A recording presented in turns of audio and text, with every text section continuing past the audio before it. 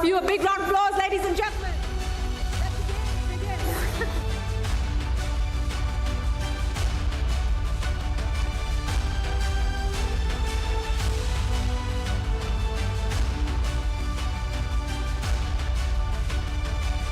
Thank you for firstly being a part of this conversation, because I can tell you for a fact that a lot of my techie and gamer friends are wanting to hear from all of you. So all of you on the same platform is absolutely wonderful. Then again, I would begin on that note, Ankush.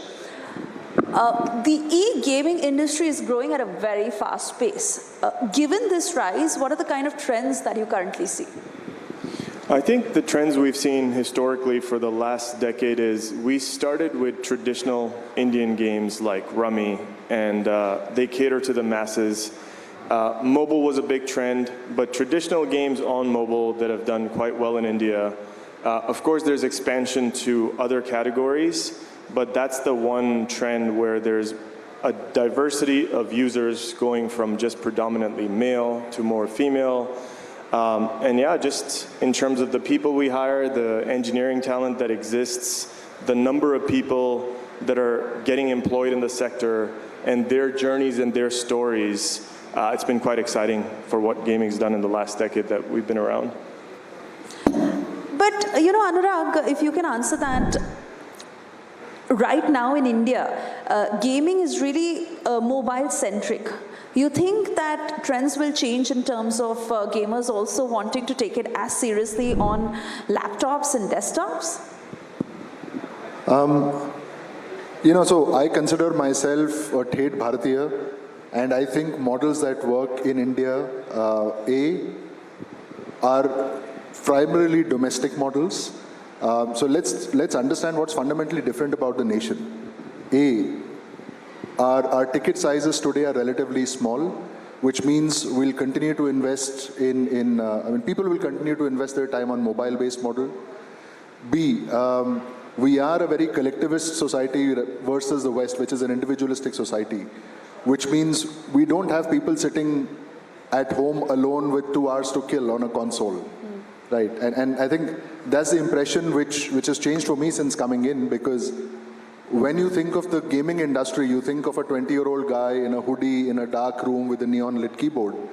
But then you come here and realize, hey, 83% of the industry is the domestic industry on mobile, where people are playing when they have 3 minutes or 5 minutes or 6 minutes. So I think we need to reframe the lens with which we see gaming in India. And because it's a new industry, I think it is time to, the perception is taking a bit of a time to correct. But, as I tell everyone, all our member companies, we've taken 5 decisions, right? We're registered in India, we make in India, we sell in India, we use Indian payment gateways and KYC and all of that stuff, and we pay taxes in India. All of this comes at a cost, right? I'm very proud to say that all our member companies are paying that cost today to build something which is truly Bharatiya. And Sameer, I would want to delve on that point a little later, but I also want to understand from you, e-gamers are so many now in comparison to what we saw probably a decade ago, and they have massive expectations. In the Indian context, I ask, are the companies being able to match up to it? Okay, no, absolutely. If you look at the gaming industry today, see, it started recently in the sense while a lot of the gaming companies have been there now for the last 10, 12, 15 years. But it's still a very nascent market. I mean, you look at from the perspective of the industry, we're about a $3 billion, $2.5, $3 billion industry. You look at the population of India, which is about 144 crores. Obviously, your addressable market is tremendously high. So therefore, an industry like this will have the capacity to grow and be able to cater to people. Now, when you have a market like that, you will have a lot of expectations too. Because at the end of the day, people want games which are interesting. People want to kind of indulge gaming as an entertainment also. There is a big difference, and we can probably talk about it later, where we get a lot of times confused with gambling and gaming. I mean, let's talk about gaming. We are not gambling. Yeah. So gambling is not what we deal with. That's not what we are. That's not who we are. But therefore, gaming as a extremely technical piece also, it's about entertainment. It's about kind of really keeping people engaged. It's also about putting the right games in their hand, and therefore the expectations are also in the same sense that they play for fun, they play for engagement, and they play from a perspective of really enjoying it. So the expectations are there. The industry has to match it up, absolutely, without a doubt. All right, and Anuraag, to the same point, like you were just mentioning, that even now, e-gamers in India don't want to spend that much on online gaming. You think in the time to come, the average ticket size and the average spend, I'd say, would increase in the time to come, given how the industry is growing? Yeah, I think, look, every generation decides what category of entertainment it wants to engage in. How they spend their time and their money. And both from a constitutional rights point of view or just from a social, just from a cultural point of view, you can't define how people spend their time or their money. My parents decided to pay with attention to the film industry. We do it with travel today, or with clothes or shoes or what have you. Our kids are doing it, and when I say our kids, we're talking about young adults today, are deciding to spend their time and money on games. And thankfully, touch wood, at some level, we should be very proud that we live in a country like India that actually allows you to do that. Nobody tells you how many shoes to buy, how many burgers to eat, whether you vacation for a week or a month, a year. And we're seeing both from the supply side and the demand side, people making very different choices at a pace which is earth-shattering. The year-on-year, the CAGR of the industry is fascinating. With a little bit of encouragement from the government and from the larger ecosystem, this can be an industry for the future. And I'll tell you why I say this, right? Given that this is Republic, we should ask, the nation wants to know kind of questions, right? And for me, the biggest nation wants to know question here is, India has 40% of the world's gamers, but 1% of the world's revenues in gaming. Now that should shame us. Had this happened with any other sector, with pharma, with automotives, with shoes, with food products, we'd actually be ashamed of ourselves as an industry and say, here, structural level pe, policy level pe kuch change lana hai. And I'm hoping that happens as people realize the power and the potential of the gaming industry. So I will take this question to Sameer. That is the demand largely, that we need this industry to be regulated, we need policy mechanisms in place, and that is what you say to the government. Please do elaborate on this, to what the ask is. Sure, I think we are the only industry that says, please regulate us. I think, and we've been asking for regulation, we've been asking for the fact that please put regulations in place. Those regulations should provide for how gaming companies can act, what are the boundaries, which will also help us, again, be segregated from gambling betting. If I were to look at purely from a legal perspective, and therefore the regulations, is that there is a difference between game of skill and game of chance. Game of chance is gambling, gambling is prohibited. That's not what we do, and therefore we get confused. We are games of skill which are actually being stated so by the Supreme Court of India. There is law on it. In fact, the MeitY actually last year, seeing all of our requests and kind of in an extremely positive manner, did put these regulations together. So the intermediary rules got amended. They've not been implemented as yet, but we want those implemented. And our request is that please implement that as soon as possible, given the fact that a legitimate industry needs legitimacy there by way of the rules also, because you get confused. I mean, we are legitimate, but it's just that we get treated differently. So to that extent, from the simple point about really, what we need from these regulations or rules are, what are the games that are permitted, how a new game can be done. Ultimately, it's about innovation, it's about development, it's about technology. If we want to get new games, who determines which are within the legal purview of they being games of skill versus gambling? So these regulations will help turn around and, innovate, get new games in, permissible games, and also the bigger part being the protection of the players per se, which is paramount. At the end of the day, you are why? Because the players are there. And if your users or players are there, you're not going to be there anyway either. So therefore, kind of things like, we already do a lot of it, and maybe we can talk about it more, but the fact is there are time limits, there are money limits, people have the ability to put those together. We do turn around and see if people are getting addicted, we kind of put blocks and all of those things happen. But a lot of these things should become standard in the industry, which is where regulations come in. All these smaller players, all the larger players, everybody should follow a certain norm which allows for player protection, innovation, new games, which new games can come in, and therefore what is that the industry offers which will help it grow. And talking about legitimate versus illegitimate, Ankush, here is also, I think, a platform where certain myths can be busted because sometimes, unfortunately, gaming makes it to the news for the wrong reasons. Addiction or gambling or, so on and so forth. So how is the industry also ensuring that that is not the end goal and, you create that line very carefully?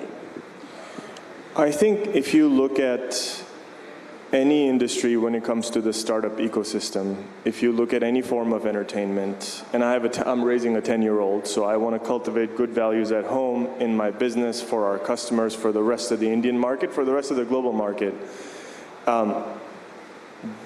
We can be addicted to shopping too much, to binging on Netflix too much, to spending too much time on games. I think it's a choice that is also made at home. As businesses, as companies, I think we go above and beyond in terms of making sure that our players are given warnings. If we see someone playing for too much time, we tell them, are you sure you want to take a break?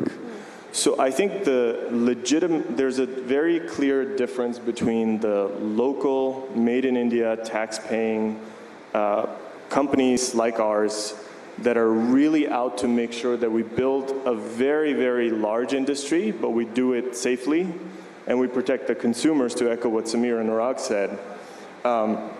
Lots of checks and balances. I think where we can step up our game is communicating all the good stuff that we do. I don't think we do that enough. I think we're pioneers in data science, and while AI is the buzzword of this decade, or maybe the next few decades, there's so much AI and machine learning within our systems at all times. We probably need to do a better job at communicating that. But yeah, I think we can build a large industry and we can do it safely, and that's what we're trying to do here. And we're slowly getting that recognition by the government. We're slowly starting to see that support emerge. We're just really excited about that. I want to talk about that in detail, and also, as you mentioned, the taxation aspect of it. Ankush, the industry urges the GST Council to lower the taxation. What do you think the chances of that are? And if that happens, how will this help the industry?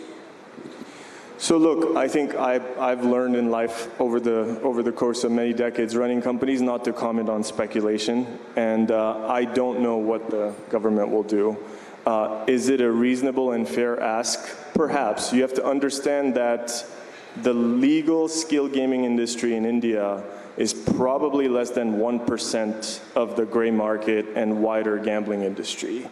And anything that's sort of excessive in terms of taxation that ultimately is felt by our players, not just by our companies, would discourage them to play on legitimate platforms like ours. So they would tend to move towards platforms where there's no KYC and there's less player protection.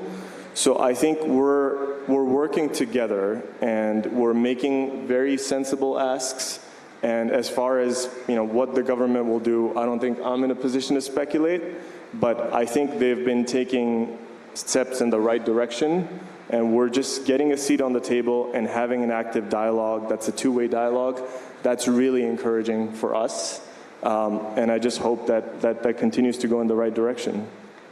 All right. And Sameer, I want to understand from you, because we were talking about regulation and, Prime Minister had also met with gamers prior to the elections, and that suddenly became a huge talking point about how the government is recognizing the growth of this industry, but also to equally ensure that it is regulated. What would you say?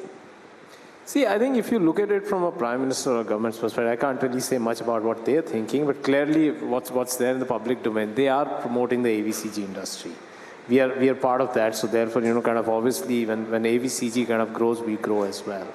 So from the perspective of really meeting gamers, I think it's a good thing, because one of the pieces that we talked about just a little while ago was the fact how it's perceived, and kind of it gets mixed with gambling and gaming. I think gaming is not bad. Anything that is addiction, people will have some kind of negative thing. But what is addiction is the big question. I mean, and addiction is very personal. I may be addicted to food. Does that mean it makes me a bad person? Somebody may be addicted to, kind of, I mean, let's take sports, for example, right? I mean, there are people I know who play like 8 hours a day. They go and play, golf 7 hours a day. I mean, do you want to stop golf? Is that something you want to encourage or you want to discourage? So I think it's a question of addiction, etc., or negatives are very different. But what you really got to look at, and which is what I think the government looks at, is look at the positives and develop the positive and grow them more. I mean, if you look at the industry itself, there is so much positive. I'll give you one example of us as Games 24/7. We actually set up an accelerator program. We worked with the government of Karnataka, and we actually set up an accelerator program for the startups. What we did there was we actually looked at 150 startups. 150 were taken, then we shortlisted, and what we gave as an opportunity were 4 things. We said we will mentor you people for you to grow further. Second, we will put you in front of investment arms who can then turn around and actually invest in you and grow. 3 is we'll give you actually, certain credits, etc. For example, we'll work with other companies to give you, let's take, for example, AWS. So you'll get credits of AWS where you'll get something for free. That will help you as well. And then, of course, the larger piece is really, that you will be visible across the board. So it's about, like Anuraag talked about and, Ankush talked about, Indian companies, startups for India. So ultimately, clearly the vision from the government, the vision from the Prime Minister, all of that fits into the fact that they want to do the right thing, and so do we. Right. Right. And, gentlemen, as it is time for us to wrap this conversation, Anuraag, I'm going to end it on something as basic as you commenting on all those people who say, control your screen time, telling teens and children, don't cross your screen time. So, again, we've spoken so much about the addiction part of it, but your message right at the end of this. I'll tell you what, I have 2 kids, 14 and 11. And as a father, it is my default mode to try and police them. And as they're growing up, I'm realizing that perhaps doesn't work. I'm a great fan of the whole idea of psychoanalytics, and I follow Gabor Mate like crazy. And the whole idea that he talks about is within children, or within anyone you can direct, you need to build a sense of right and wrong, a sense of self-control, a sense of self-discipline. That's all I can do as a parent. I know that if I try and sanction, I'm pushing them towards doing things behind my back. That's how it works between the government and the industry as well. The more you sanction, people go offline into the grey market, black market. I see a ray of hope. I have a son who's 11, and he keeps making very random games on this thing called Scratch. I don't understand it, but he does. So his birthday gift to me was a game where he could actually fling poop on my face, right? And it's fascinating stuff. Now, as he grows up and understands the idea of monetization, as he understands the idea of customer acquisition, market expansion, and he's an introvert as well. So I don't see him doing a sales job or this job or that job. I can very clearly see him wanting to build a game very, very passionately. And what is a hobby now turns into a business for the future. And if you really think about the gaming industry, it is perhaps the only industry where entry barriers are very, very low, right? For a massively urbanizing population, for the kind of ambition we see in our, we talk about the demographic dividend all the time. This is an industry of the future. This is an industry where companies will continue to invest, investors, FDI, wo game to hai hi. More importantly, you will see people making rational choices around it. And I know this sounds like a shameless self-plug, but EGF is the only federation where, Ankush was talking about how he runs his company, same with games as well, right? We have a code of conduct, which is, and I know I'm taking a U-turn, a voluntary mandate. So all our companies have signed up to run the code of conduct. Now these are 209 criteria. It's a very robust checklist where players can get to self-exclude themselves. They can set how much time or money they spend on our platform. We check, when I say we check, we have a big 4 coming in and checking whether you use KYC, whether you're complying to KYC norms and blah, blah, blah, 209, right? Where we ensure a safer gameplay environment for our gamers. And what's our message here, right? As Sameer said, even before the government wants to regulate us, we are saying, listen, we want this business to be sustainable in the long run. I mean, I don't want a player to sell away his wife's Mangal Sutra and come and play on my platform. I want them to play for 50 rupees, 100 rupees, whatever, every day. It could be 5,000, 10,000, whatever it is. And therefore, as an industry, we are saying that, listen, we are looking for a 5, 10, 20-year sustainability through the higher standards of responsible gaming which we've adopted on ourselves. And remember, this is not stuff the government is asking us to do. So we are here to stay. We do want to be an industry for the future. We know that gaming is always the first use case for future technologies. Right? AI and ML find its way into gaming before anywhere else. So I do hope people's notion changes about gaming from, 20-year-old hoodie, dark room, neon lights, to, hey, this is a legitimate industry. This is an industry of the future. And look, man, India has missed the bus on all waves of technology. We missed the bus on hardware in the 80s, software in the 90s, enterprise solutions in the 2000s, social media in the 2010s. We really don't want to miss the bus on gaming. All right. On that note, hoping that the demands of the industry are met, and this conversation goes out to the youngsters, goes out to the parents. So we do hope that the kind of growth that we've seen in the last decade, it's much higher than that. On that note, thank you for speaking to us this afternoon. Thank you. Thanks so much, Suresh. Thank you.